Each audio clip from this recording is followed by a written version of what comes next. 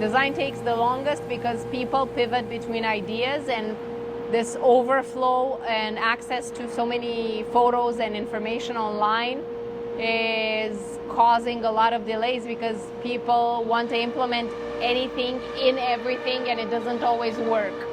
There's no beginning to an installation going wrong. You did something wrong right now. If you continue like this, you might have a little bit more headache down the road.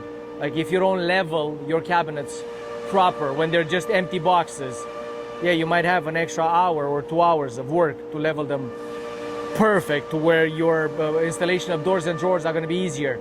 You don't do that? Well, that's where your problem originated. And you're going to realize it when you're going to put the doors and drawers on. But again, that's just because whoever did the install, or when we're doing the install, we decided to take a shortcut. Shortcuts never pay on installations. Well, it's definitely our finish, like our amazing surfaces. It's the quality of the materials. It's the overall look, like the clearances, the way we align everything, the way we build our spacers, our toe kicks. Like it becomes easily recognizable that it's a SOLL project.